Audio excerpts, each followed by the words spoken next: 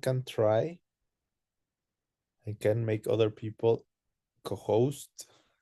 Maybe somebody can set up the languages because my computer is not working. So who wants to be co-host today? No, I'm just gonna make people co-host. If anybody can do it, great. Okay. Who else? Make a host. Okay.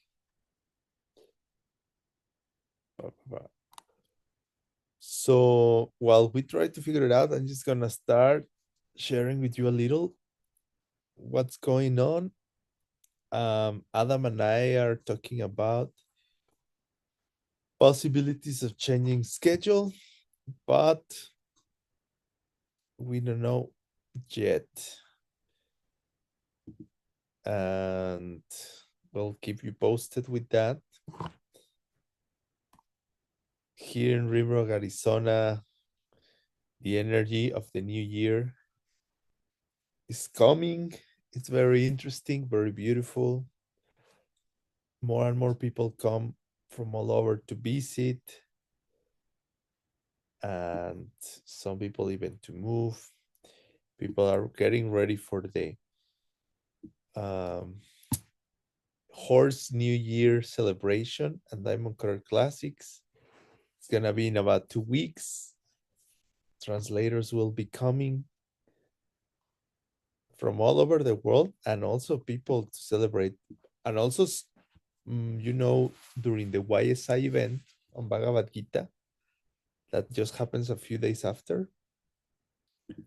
Also, many people come.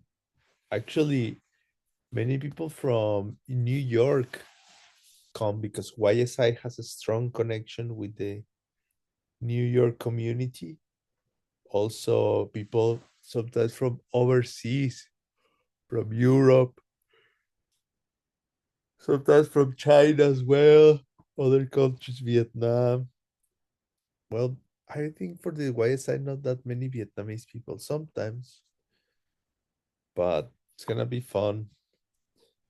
And last time I was sharing with you an email that Geshe sent.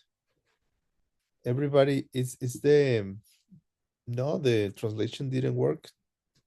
Nobody with the powers. You know what should I do then? At least record this.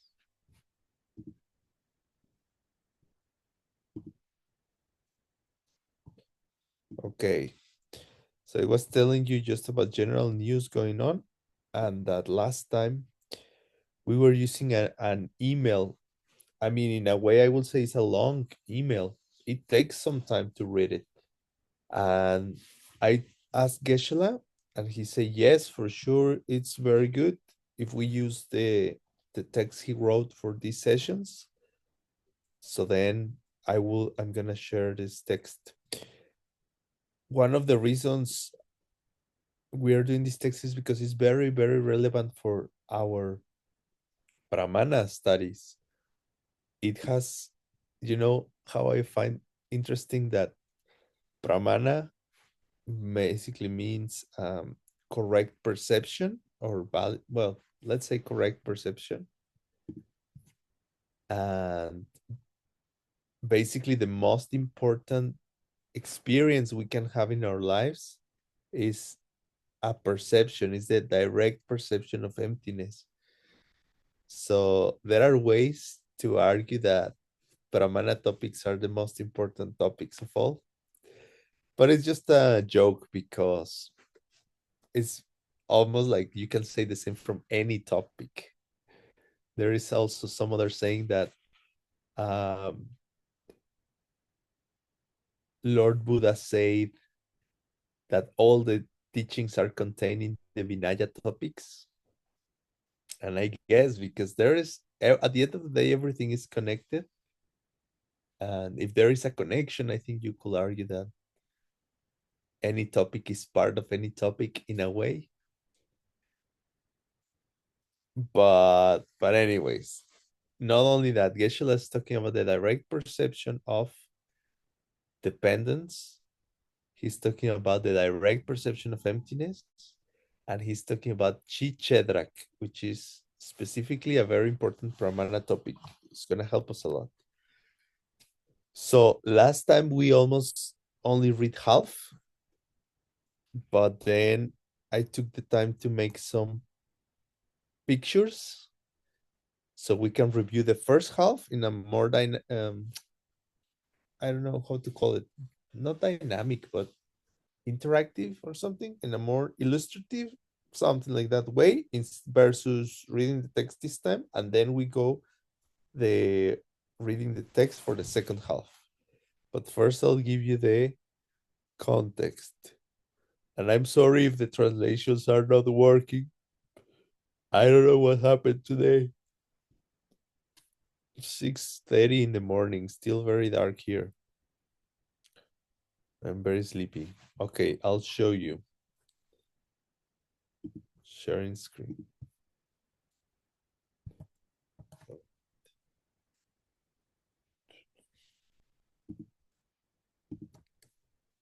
No.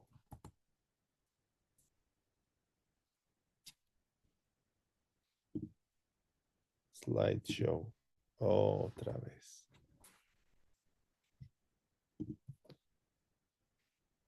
Okay.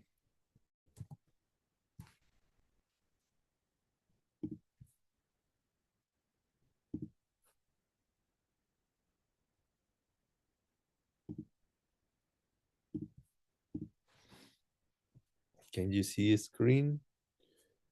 Yay. Okay, so this is basically the book that Geshe was using or presenting on when he wrote this email. And I'm talking about uh, maybe 10 days ago, 1 week ago, 10 days ago, about that. He finished this book, we translated with Gibson, and he wrote the kind of the opening verses on context for this book. The name is called Twin Guides to the Profound. It is a commentary that Lama Quicksilver, here, Mulcho Dharmabhadra, wrote on A Praise of Dependent Events by Jetson Kappa. As you can see, translated by Gibson and Geshe Michael Roach. Yay. Our dear teacher. Yeah, it's gonna be available soon. But yeah, this is the book, so you know where it is. Now, the text or email starts with this idea of Jetson Kappa, how great of a teacher he is, and just recommending that if we want to hear more about it and learn from his life, there is this book, The King of the Dharma. I don't know if I can do this. Let me try this instead. I'm gonna share the other screen so I can jump into the text. One sec. Here it is.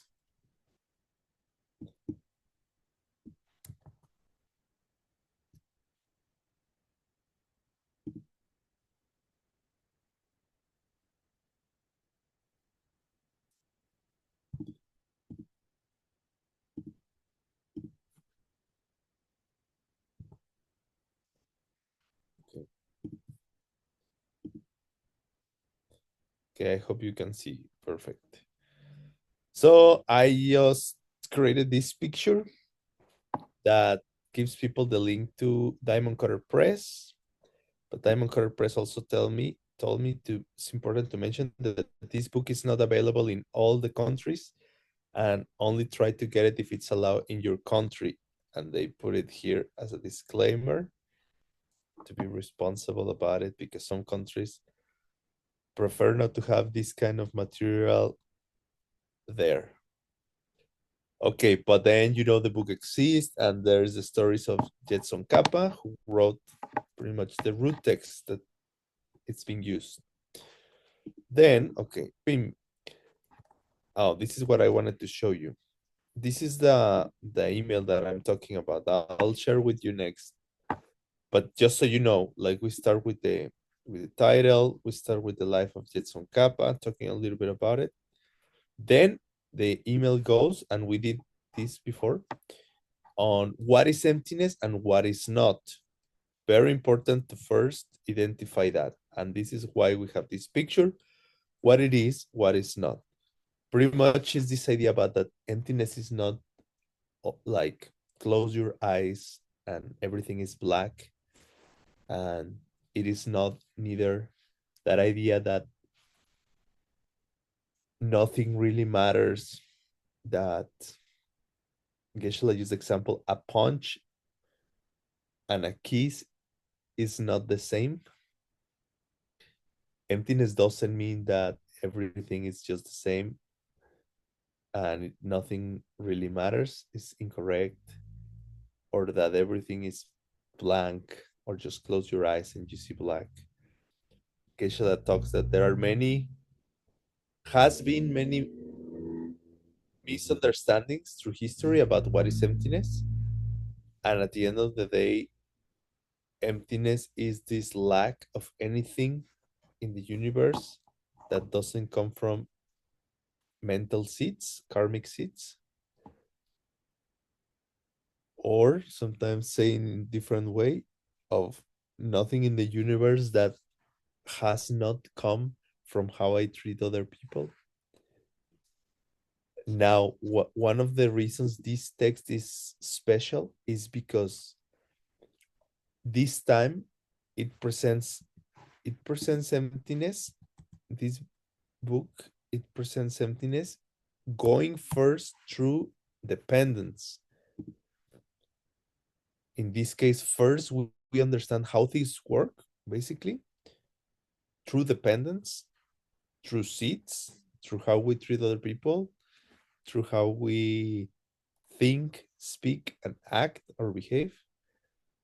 And once we understand that, we take away everything that is not that, and that's emptiness. So this book in a way is special because first emphasize dependence and then emptiness. Other texts may do otherwise. First they establish emptiness and then through that we come to an understanding of how things are. Could be the case. Okay, and then what's happening next?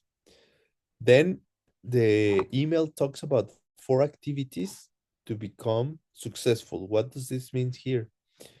It means 4 things we have to do in order to see emptiness directly. Although in this case, it's focused on the direct perception of dependence first.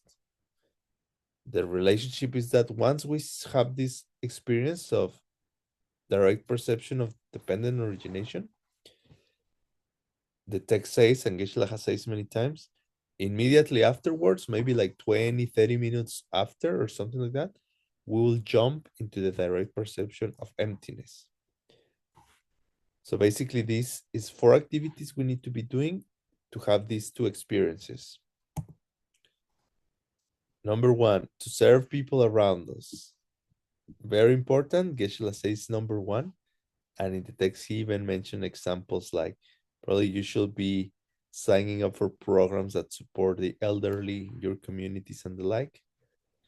But some other times he have said that just having this attitude of service on constant daily, but it doesn't mean every single day, but just like, I mean, it does, but it's just in general in your life, in your daily life, you're constantly this attitude of service to others. You can see here it is, to help those around those fellow sufferers for the day. Is perhaps our most important preparation here is to serve people around us. Well, we talked about it. Then secondly, pull together strong ability to meditate. Here we have it too. And I mark with yellow just to find us easier in the text. Geshe talks about building up our practice of meditation. He has a system very interesting. He say we start with 5 minutes and then every week we add a minute. And by the end of the year, we'll be able to meditate for an hour, which is what we need really. A very good hour of concentration will make us capable and eligible to have these kinds of experience. He also says if we don't really reach that level of an hour, we won't really um, have the skill to go into these deep states of meditations and then not have these kind of experiences. Okay.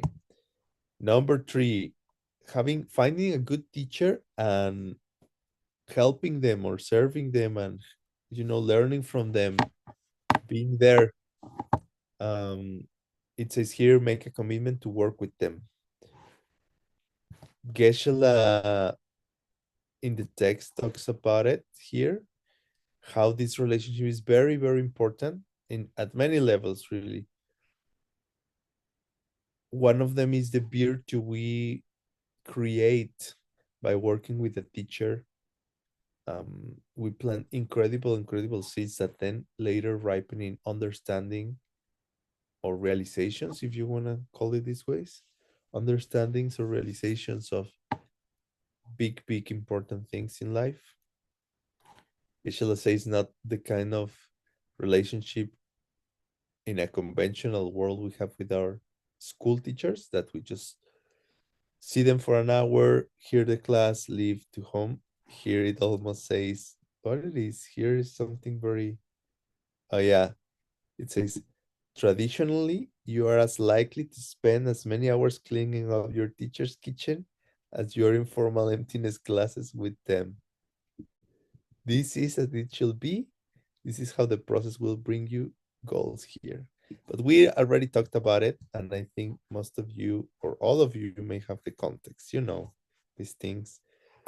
Number 4, study really deeply these ideas of emptiness. So those are the 4 Geshe gives us as the recipe to succeed and have these experiences.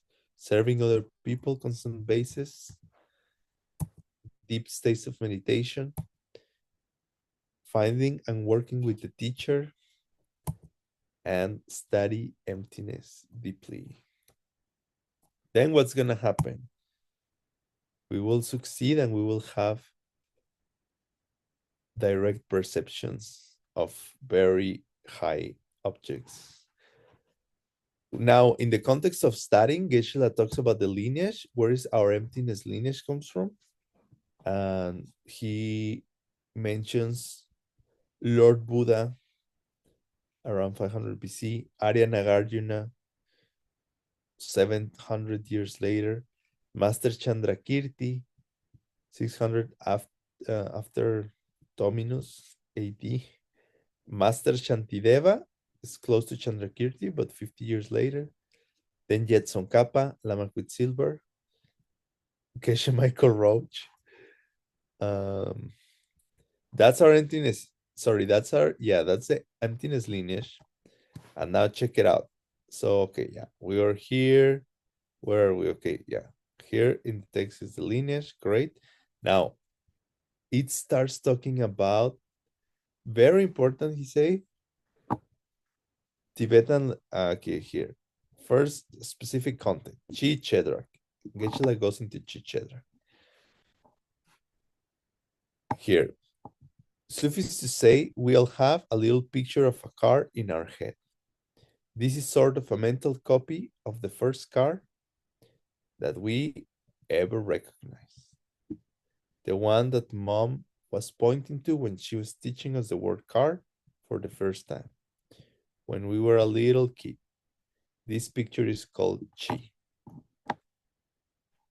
Okay, so check it out. Oh no, yeah, here. Chi Chedra. So chi is like basically image. There are many dunchis, drachis, tsokchis, many chis in the Pramana philosophy. I almost take it like as an image or picture.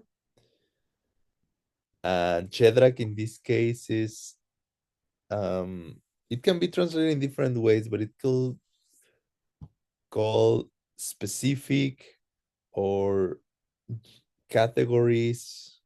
It's like sometimes it also is translated as general and specific, or there's other ways to, I just forgot other forms of translations.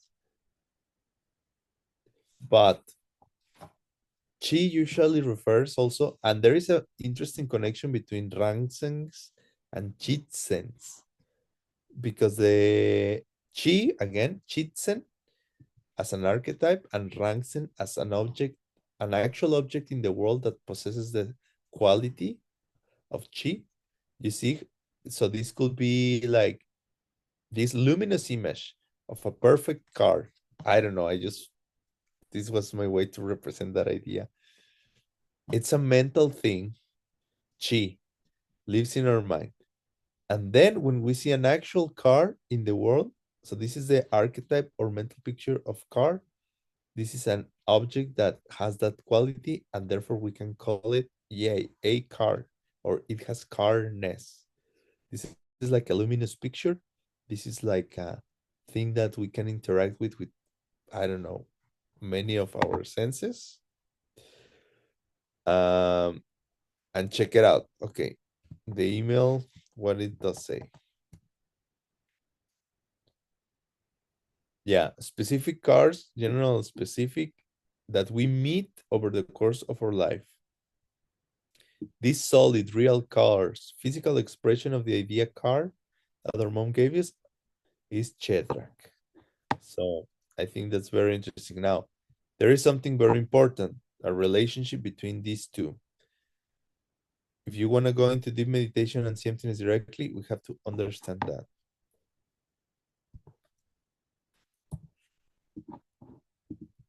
So we have cheese, archetypes, mental pictures, and then we have chedraks, objects that possesses that picture.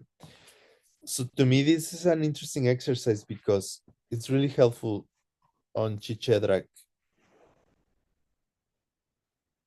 Why is it that we could say that all these um, objects have in common that we could call them all a car? If one of these objects, let's say, it's parked outside the house, or is outside the house, is standing outside the house, and I say, hey, can you go and check if I left my backpack inside the car?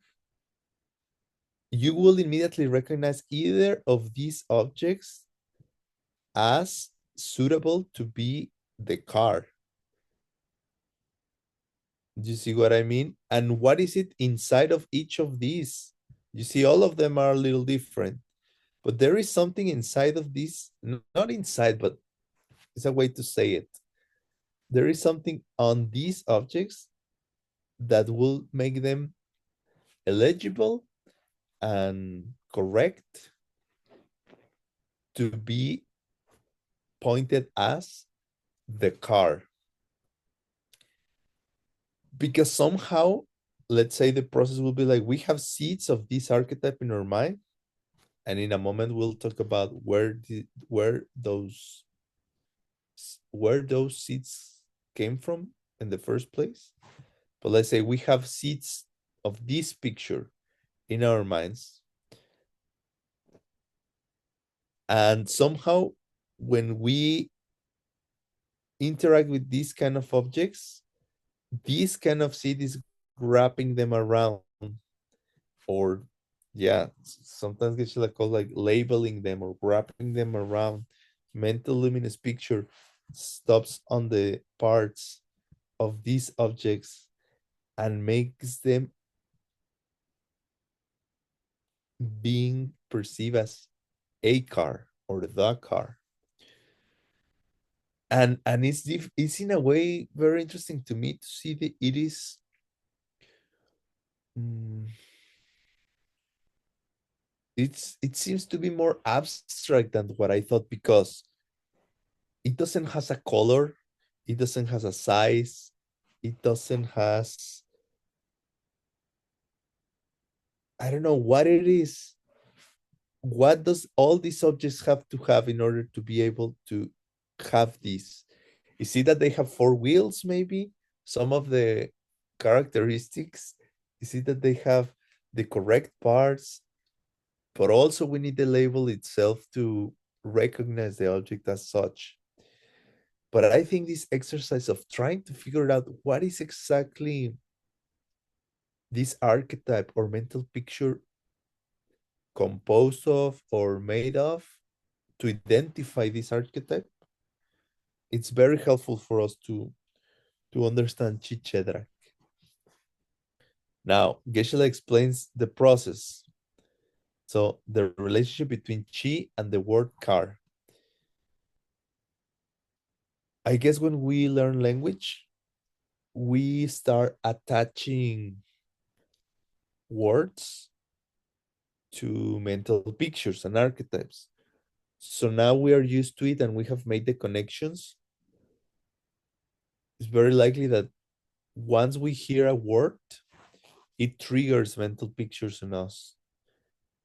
I think that's in a way how language works, and how language is very, it's a sacred topic on the uh, um, on the ancient times of Panditas of India, masters of ancient Asian philosophy. The study, for example, the study of Sanskrit, the study of grammar, the study of language has been always part of one of the five topics. Even if you're familiar with the five topics that master, um, I can't believe I forgot his name. The one who wrote the Yoga Sutras, Patanjali, Master Patanjali. He was a master of five topics, and all of them, the idea is that all of those are tools to develop our spiritual career, and also things that help us to work with our inner energies and channel from the yoga perspective of things. But as let me see if I remember, he was a great, mm, I'll say, medic, medic, yeah, doctor or medic. I don't know. He was a great yoga practitioner, asana, and all that. He was a great dancer. He was a great philosopher, and he was a great linguist. And then, if you did the Yoga Sutra, even there is a question like why these topics connect, and it's because of that they all help us to understand reality and work with our inner energies. So, anyways, but this is not even the. It's just to say that language plays a big part in how we see mental pictures, but really, the word, the it's funny, the word in this philosophy, what it means is the mental picture labels. Word in this case is just a how call it, keyword. It's funny. Word is just a keyword for mental picture, for label, for image, these archetypes that we put into things. So in two levels, words um, help us to understand reality in this sense, but trying to identify these mental pictures that we're imputing in everything is label over label over label, because you see it's not only as like, we label this object as a car, but then we have many more labels. We have, I don't know, what do you want to say? For example, new, blue, luxurious car. Only with that, we are putting four labels in an object, and we are seeing if everything matches. What's new? The label of new, that we can recognize something as new. That's one kind of label. And then, what did I say is new? Okay, luxurious. Now that's another label, another archetype. We're talking about it.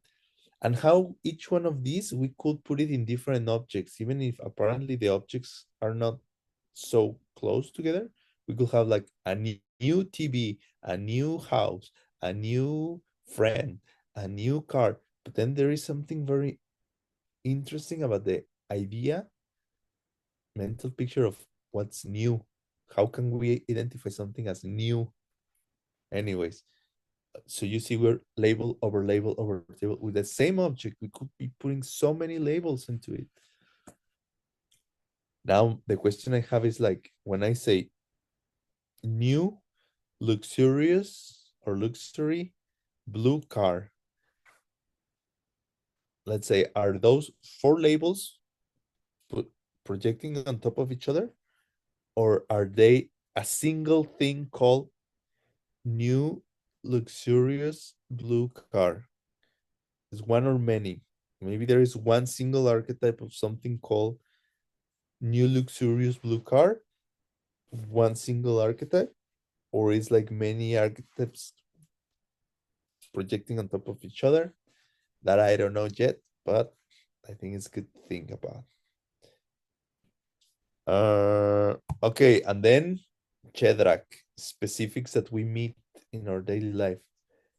And this is what sometimes Geshe has referred to when he had the quality, and then we call it ness, whatever, like pen ness. In this case, is car ness. So the archetype of car is what gives the object that possesses that image the quality of being a car. So it's the quality and specific. No, quality, sorry. Now I remember. It's quality and characteristic is one way of translating Chichedra. Quality and characteristic. So it's like the quality of car and a specific object that possesses that quality and makes it an object with carness. So it's general and specific is one way to translate. The other way is quality and characteristic. But they all I'll say add to the equation. Like it's like one level of understanding will help us to go to the next one. Geshe say traditionally there are three ways to understand Chichedrak, but all of them help to understand the most important, that usually Geshe brings that up, like three levels of understanding, but the most important one is these mental pictures and object that possess that mm, quality.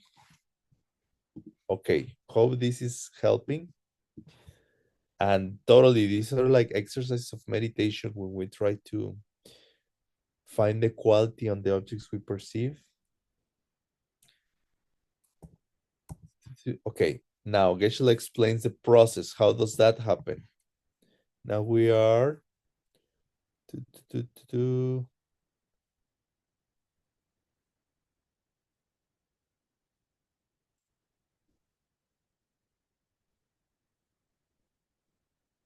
okay, yes. He say, if we understand this, then we will have the direct perception of dependence. And then we will meet dependence for first time. This is the super famous, now classical story when Geshe talks about the pot on the stove. And he tells a story that, um, well, the story goes that you are making tea for your teacher. You have like a pot, sorry, with a black handle in the stove. And then he tells the story that that's when dependent origination perception of dependent origination start being triggered. So here is the story. You can read it, right?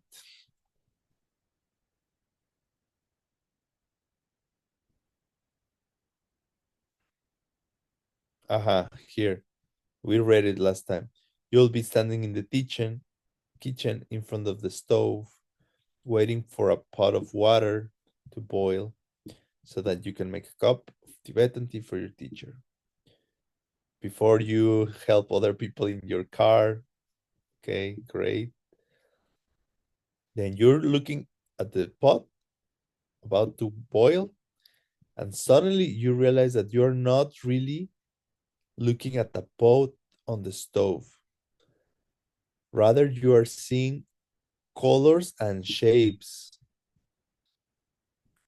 The eye itself has no capacity to recognize objects like these mental archetypes, but colors and shapes. Then we put them together and we create this, what we think is a pot. So Geshe talks about this in the email. I'm gonna share that with you in the chat later. But yeah, so the step goes like, we realize we are not looking at the spot directly with our senses, but we are looking at colors and shapes. Long, black, shapes like round, silver color. We're just looking at raw data. And then what happens? Then Geshe explains like this archetype of a pot in this case is like chocolate sauce in an ice cream sundae that wraps around the object and imbues the experience, that how we perceive it. Many times you may be familiar with this idiom Geshe talks about, the chocolate sauce on a ice cream sundae. Now, in this case, very funny because the ice cream sundae are the parts of the pot. You'll see the raw data, and Geshe writes in the email.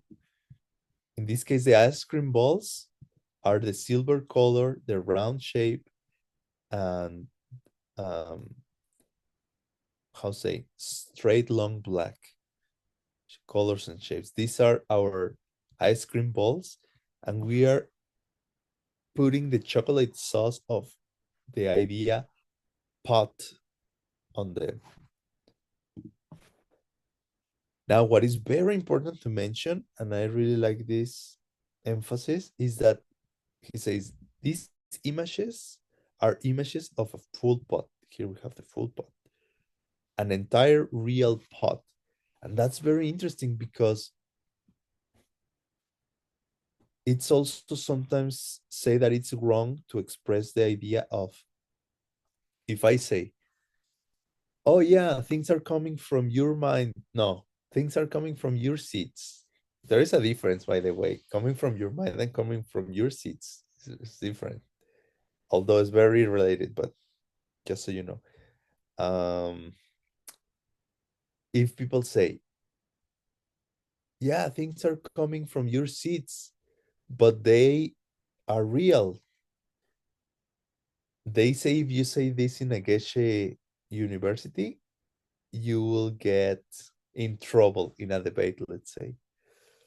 Because the correct way to say is things are coming from your seats, therefore are real. And that's very important because the fact that things are coming from our seats is what makes them real in a way. Depending what school are you using, but you could also say, anyways, I'm not going there, but it's this debate about if you could say things are real or you could say things are not real.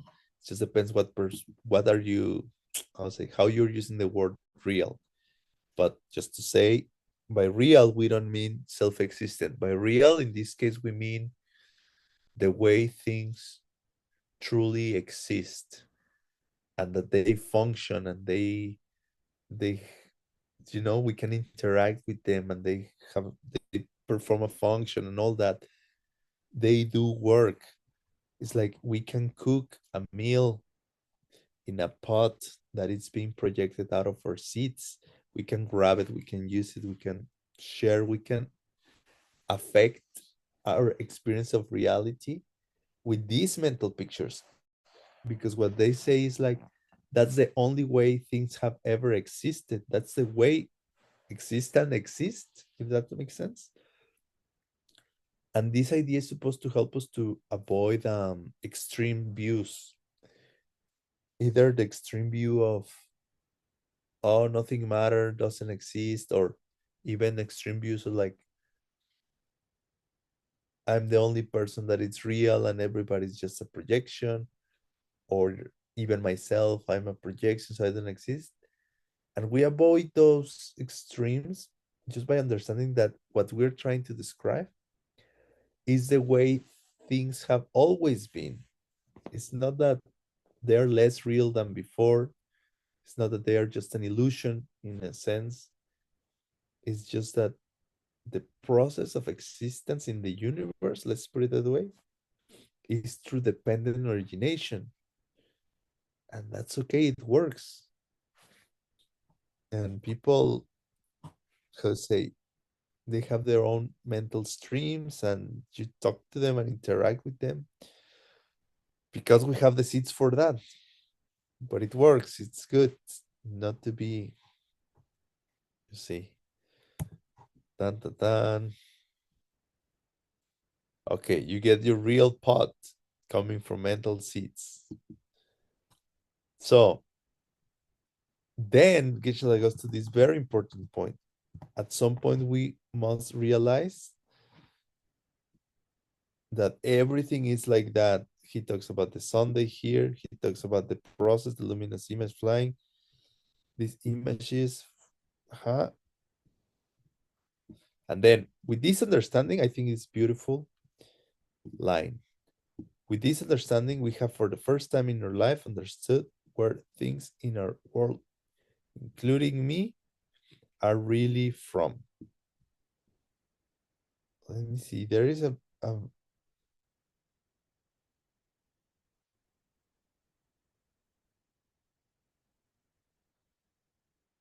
okay. So including me, right? And I was like, wow, this is very interesting yesterday. And then I put including me. This is very relevant. And then I was like, me? I don't know. It's so interesting.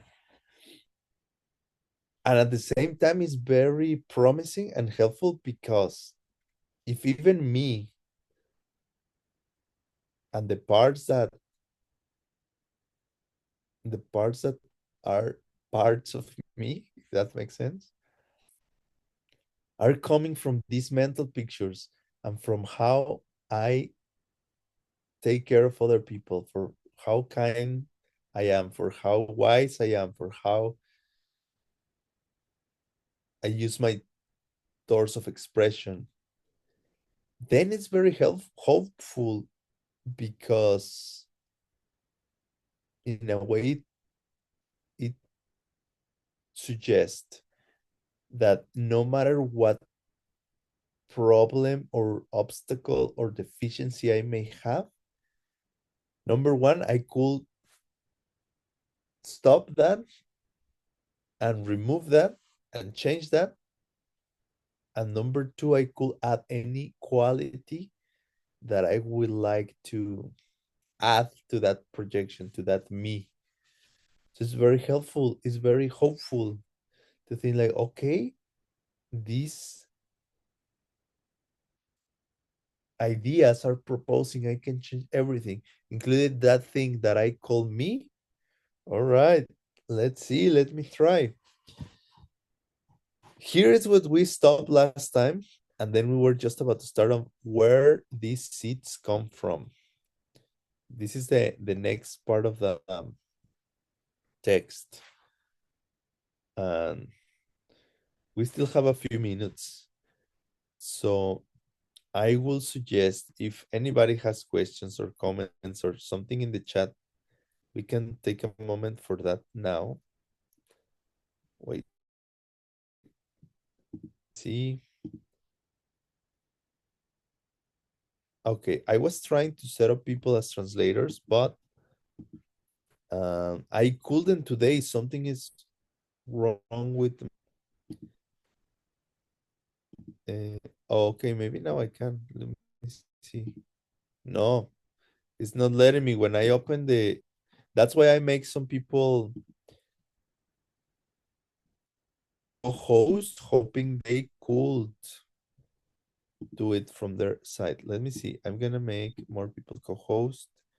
Maybe they can help to set up translate, but it's too late probably. I mean, you're welcome if anybody wants to translate, but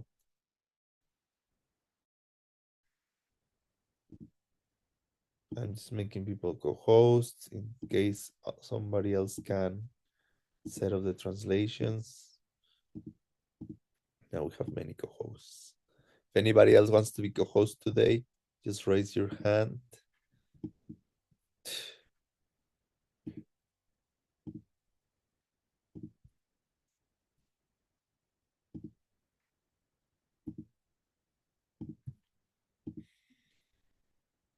Okay. Yeah. So here is basically where we stopped last time. And yeah, I think at the end of the day, I mean, we can read this. I don't know if today we'll finish, but just to point out, one of the reasons I went deeper into this text is because when Geshe sent the email, and I don't think he does this very often, but look what I wrote. This is what he wrote in the email. I have feel that it is very necessary to complete the translation for modern readers, and I'm so happy I just popped out like a overdue baby this morning. Okay, he was talking about that, but then he says, I really encourage you to read it right now. And then I saw how long it was, and I was like, oh no, I don't know if I have the time, but okay, I had the feeling it's very important. So then I did start reading right now at that time. I didn't finish all at the same time, but I realized this was special. And then later he started talking about it, like how happy he was with this. I don't know how to call it, text or writing or wait.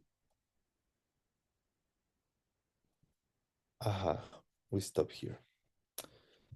Let me see. Okay, who wants to read? Well, before we finish, that's where we are at. Anybody? Let me see. Okay. Okay, Juan, do you want to read? Yay, thank you so much. Let me make this a little bigger. How many paragraphs? Thank you. This one? Here. Okay. Before we finish, though, we have to realize one more thing. Where are those unifying images coming from as they float from my head down to the top of the stove? And then we arrived at astounding realization that these images are sliding out of the seeds, which are lying there in the back of our mind. Maybe Yeah. 2 or 3 more? And these seeds deep in the back of the mind are what we call karma. And this is the first time in our life that we really realize that the word means, which is to say, at some point in the near or distant past, a neighbor of ours may have had some guest coming over and needed an extra pot to boil enough coffee water for everybody. They ran over to our house, to our kitchen, and asked us to loan them the pot quick. We did so happily, and in that moment, a recording or a seed of event was planted deep in the back of our subconscious. This seed is the real meaning of the word karma, but this poor word karma is so absurd in our modern world that perhaps we should just let him take a rest and use the expression mental seed instead, since that's all we are ever really talking about when we use the word karma. Thank you so much. Thank you. So yeah, is this idea again that maybe karma in a way is a synonym to say dependent origination? In a way. We also have to be careful here, but the reason why they can be substitutes in a certain context is that the proposal of the highest schools of how dependent origination works is through karma or mental seeds. So basically, karma is the process because other schools say that dependent origination means something else. Some schools say dependent origination means that things depend because it's dependent origination. Things depend on their causes and conditions. And other schools say things depend on their parts. Thing depends on like that. Different schools explain or have different elements to explain what things depend on. But the highest schools say things depend all the above, and also they depend on ultimately they depend on our mental seeds or karma. So it's these ideas, two sides of the coin, dependent origination and emptiness. But that's why in the higher schools we can say karma and emptiness, because karma is the process of dependence in this case. So we shall say one last point here. As a mental seed breaks open in the back of our mind, a luminous image passes through the forehead and then down towards the stove. When we say luminous here, what we mean is that the pot image is giving off some kind of soft glow, almost like a neon, but not nearly as strong. It's kind of why I choose the picture of the car kind of shining, based on this idea of like a luminous neon thing, glow. After no little later, reflection upon the event of our pot, we will come to the realization that this is the same kind of thing as the primordial picture of car that our mom helped us install in our mind all those years before. And we will begin to wonder if indeed there is all that much difference between that picture and the car standing out in the driveway right now. This is another very interesting idea that Geshe, and we have explored this here sometimes, but Geshe says that at the very end of the analysis on the difference between Chichedrak, we realize that somehow they are the same thing. This is something that Adam is very good at. I'll see if he can come soon to talk about this. And yeah, one of the reasons right now Adam has not been able to come much is because his schedule. And usually these days he's now taking care of his daughter, but we'll make sure we find ways for him to be around. We'll keep you posted. Dun, dun, dun. Okay. Let me read a few more. Oh, yeah. Maybe, okay.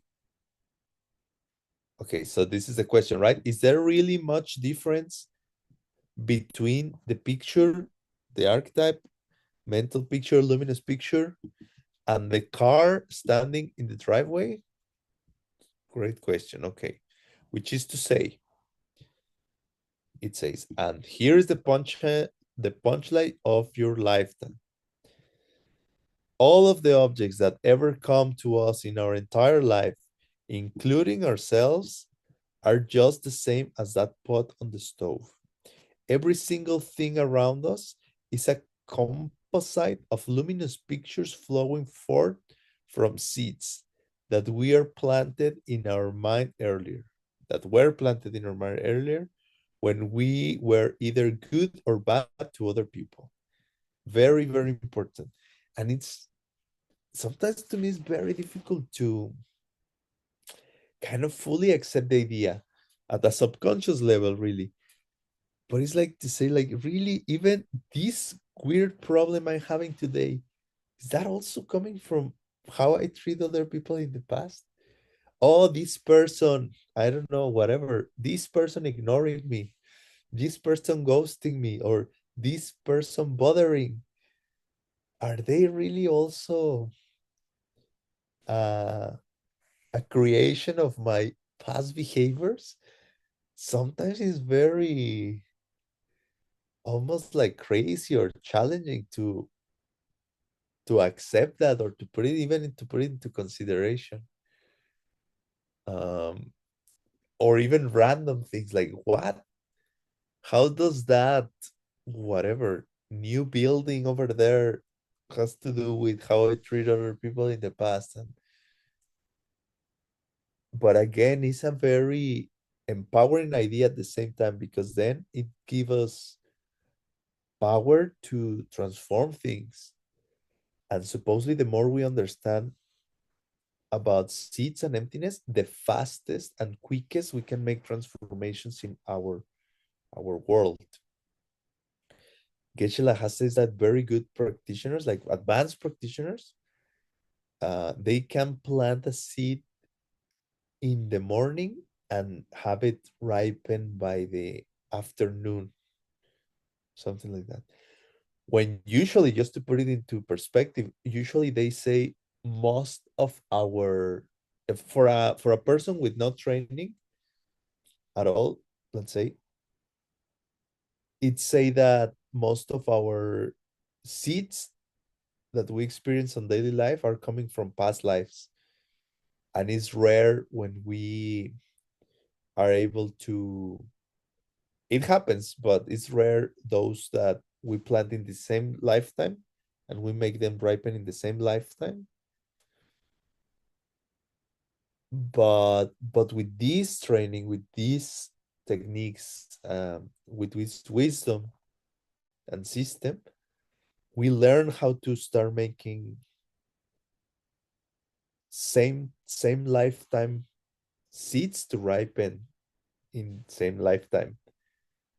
And supposedly again the process accelerates the more we understand, the more we practice and like that.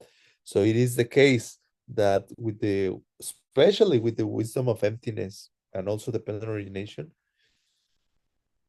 that's how the in a way why I will say the four steps work, because we are adding wisdom into the equation and understanding of reality, and then it's possible to start doing a four-step plan and see the results coming up to us quickly in sometimes get let's say to give it a try for 6 months, I think is the average she say.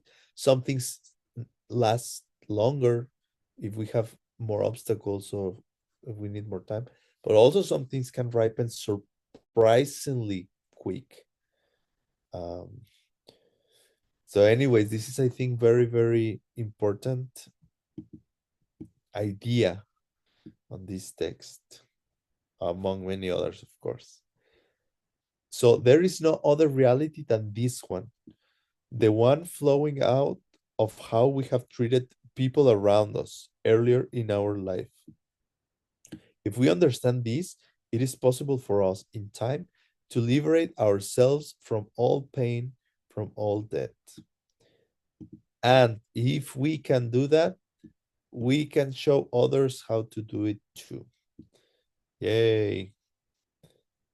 By tradition, one final point about this particular pot on the stove experience, which in the sacred literature is called peak experience, meaning the most important experience we ever undergo in our normal lifetime prior to the all important event of seeing emptiness directly.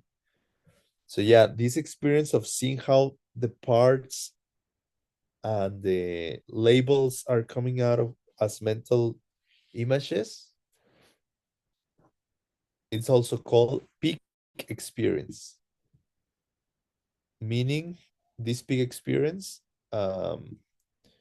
direct perception of dependence. Then after that, we have direct perception of emptiness. That is, logically, we need to give some time to consider where the silver color and the circular shape came from. The only things that really were down on the stove the whole time from the beginning. This is known as the raw data question, and we can easily understand that this data must have exit the mind from their own seats just before we put the pot together. And this again is what a question we had 2 sessions ago about the yelling husband, where Ola was asking if how to explain or to prove that the raw data is also being projected out of or coming from karmic seeds versus just the way we perceive the object or the situation. In one hand, it's like, okay, yes, the person is there at some level, we could say just yelling at us, but then we can take it further, a little deeper, and say, oh, okay, well, the person is just making sounds and their face is getting a little red. And I am the one labeling as something aggressive, and I am the one labeling it at yelling, and I am the one labeling at something unpleasant. That's one level. But the question is like, if even those colors and sounds and decibels and atoms that are making this person in front of us, are those also coming from my seeds? And Geshe has talked about it recently. And but here in the text, he brings the question. He say pretty much, he say, yes, that raw data question, it's also part of a result of our own seeds. It is. This time he doesn't go much into detail on this, but I will try to remember and find if I could where he explained a little about it. It was a Q&A not too long ago. I think in a DCI class he did talk a little bit about it. But anyways, that is, there is nothing in the entire process, including the raw data, which is not flowing from seeds planted in my mind from how I treated others around me earlier. Okay, so I guess the conclusion here is that we have a great chance to save our world if we focus on how we treat other people around me. Should be inspiring. Okay, maybe I'll just read one more and we're almost done for today. All right. We got all that settled. The wonderful news is that something happens then to every single person in history who ever finally caught their mind doing what we just described. So what happens? Oh, well, Geshe says before that, by the way, the pot may be made of luminous pictures, but we hardly need to point out that the pot still works, yes, as we mentioned, just the way we always thought it did. A picture composite pot can boil the water for our teacher's tea, and it always did have this ability. Only now, we are just coming to the undeniable realization that all our future cups of tea depend on sharing tea with others. Everything is karma indeed. Yay. And then what happens later? The direct perception of emptiness. But I think that's going to be for next time. But just so you know, within 2 or 3 hours after that experience, after this break out in understanding, every person who goes this far will go after to the direct perception of emptiness. Yay. Okay, we are close. I think it's 2 pages more to go. We can finish this next time. And it's funny because now Geshe sent another email that he requested us to also read. I'm going to show it to you just for good luck.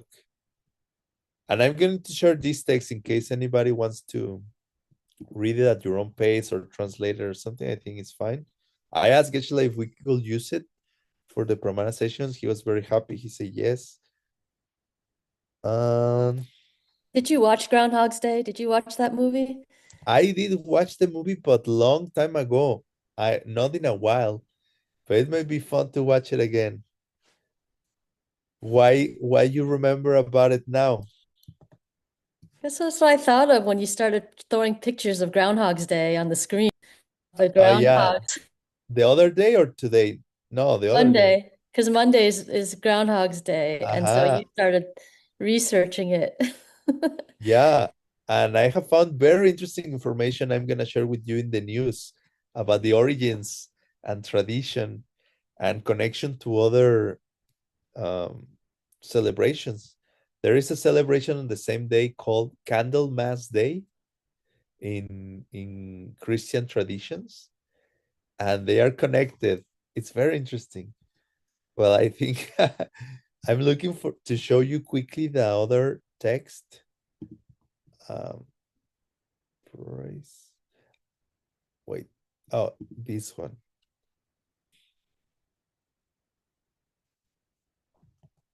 This is the other text that Geshe